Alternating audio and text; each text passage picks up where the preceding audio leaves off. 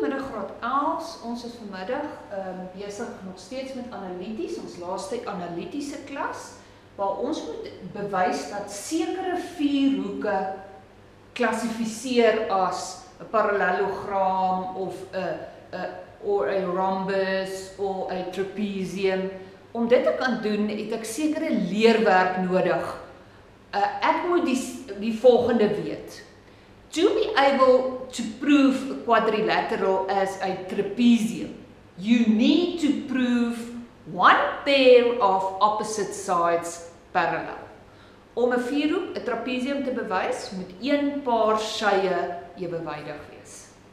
If they ask you to prove a quadrilateral as a parallelogram, you can simply prove that the diagonals bisect. Om te bewys dat 'n vierhoek 'n parallelogram is, kan jy slegs bewys dat die hoeklyne mekaar halveer. Daar is klomp ander maniere om dit ook te doen, maar dis langdradige, moeilike maniere. So hierdie maniere wat juffrou jou nou leer, is die kortste moontlike manier. Volgende ding, om 'n vierhoek as 'n ruit te bewys, moet jy bewys dat die vierhoek se hoeklyne halveer en dat daar waar die hoeklyne halveer 'n 90 grade hoek is. To prove a quadrilateral as a rhombus, you must prove the diagonals bisect, and there, where they bisect, there's a 90-degree angle. Om te bewys 'n vierhoek is 'n reghoek, moet ek bewys dat sy hoeklyne halveer en dat sy binnehoeke 90 grade groot is. To prove a rectangle, you need to prove that the diagonals bisect and that the interior angles equal 90 degrees. Then, to prove a quadrilateral, a square, you need to prove that the diagonals bisect at 90 degrees, that the interior angles are also 90 degrees in size.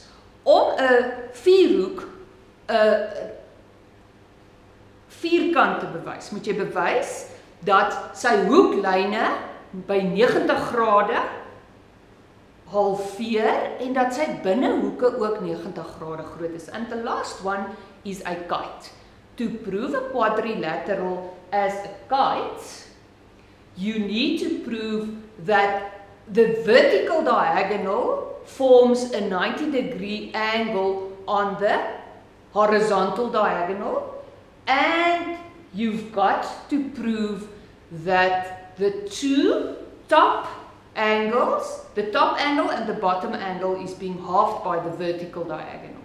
Om 'n vleer te bewys, moet jy bewys dat die hoeklyne mekaar 90 grade sny en dat die boonste hoekie en die onderste hoekie deur die vertikale hoeklyn halveer word. So now, let's do an example. Here we've got a quadrilateral and we've got to prove the first thing we've got to prove that this is now a parallelogram. So ons het nou geleer om 'n parallelogram te bewys, moet ons bewys dat die hoeklyne halveer. So wat ons moet bewys is dat as ons hoeklyne intrek, dat daai middelpunt van hierdie twee hoeklyne dieselfde middelpunt is, meaning the diagonals half each other. So let's get the midpoint of PR. To get the midpoint of PR, we take XP plus XR on 2, YP plus YR on 2. That's going to give us minus 2 plus 2 on 2 en 4 plus 2 op 2.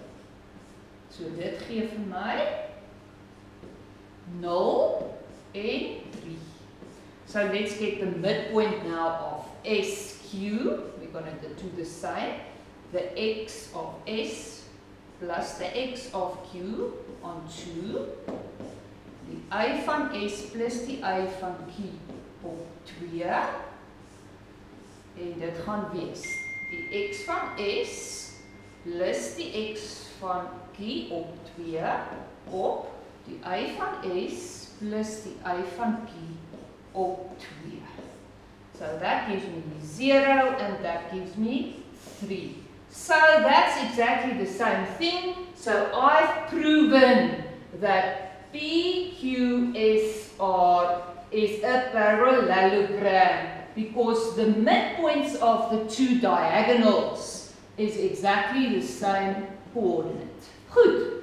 Nou kan ek bewys, hoe kan ek bewys dat hierdie vierhoek 'n ruit is? Nou juffrou het gesê, om te bewys dat hy 'n ruit is, moet ek bewys dat sy hoeklyne halveer. So ek sal dit eers doen. Again, I'll redo that to prove that the diagonals bisect. The next thing I need to do is to prove it a rhombus, is to prove that that diagonal and that diagonal bisects at a 90-degree angle. So ek gaan die gradient, small r, of PR, the difference in y, so it's yp minus yr on the difference in x. So ek het AP 4 minus AR 2 on XP minus 2 minus XR. So dit gaan wees 'n 2 op minus 4 en dit is gelyk aan minus 1/2. Now I'm going to determine the gradient of SQ. So I'm going to do the same. The y of S minus the y of Q on the x of S minus the y on Q. No. The x on Q. So that's going to be 1 minus 5 on minus 1 minus 1. So that's going to give me 4 on minus 2 on minus 2, and that's going to be minus 2. Let me just quickly check out this. 4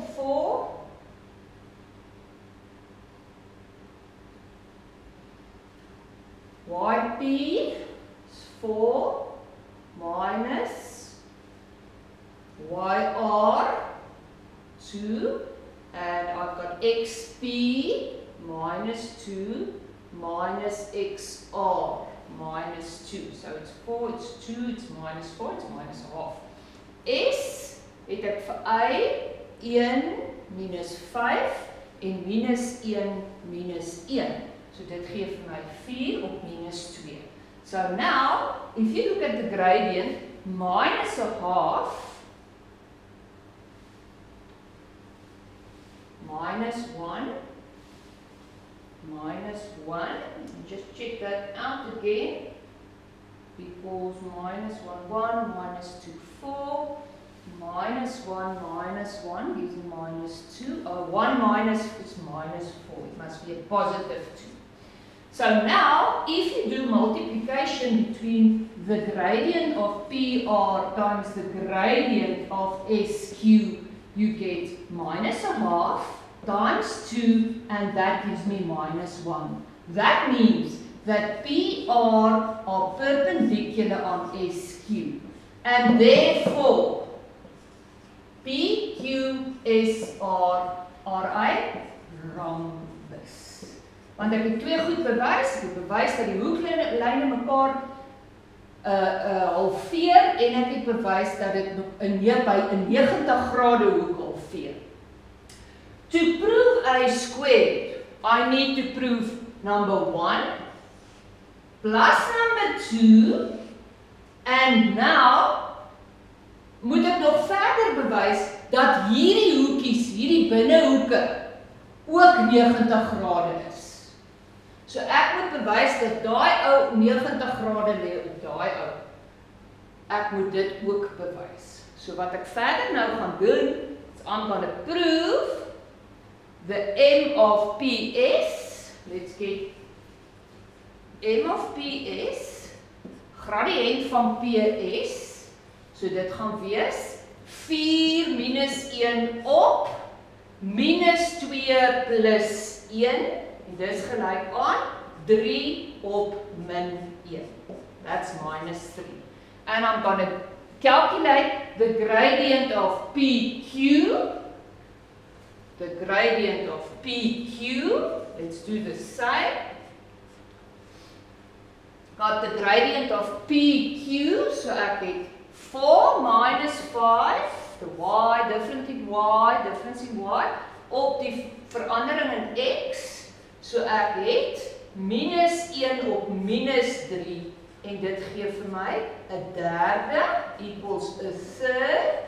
So the gradient of PS maal met die gradiënt van PQ is gelyk aan minus 1 en daarom is PS loodreg op PQ en therefore this PQRS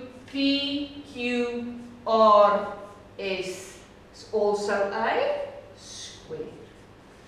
So listen carefully. To prove PQRS a parallelogram, I need to prove only number 1.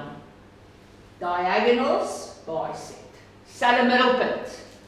Om hom 'n ruit te bewys, moet ek dit bewys en ek moet bewys dat dit kruis by 'n 90° hoek. To prove it a square, I need to prove number 1, number 2, as well as number 3, where the interior angles equals 90°. So om 'n vierkant te bewys, moet ek 3 maal meer werk doen as om 'n parallelogram te bewys. Dankie graad 11, gaan oefen julle analities deeglik. Dis puntemakers and it's easy work. See you for the next lesson.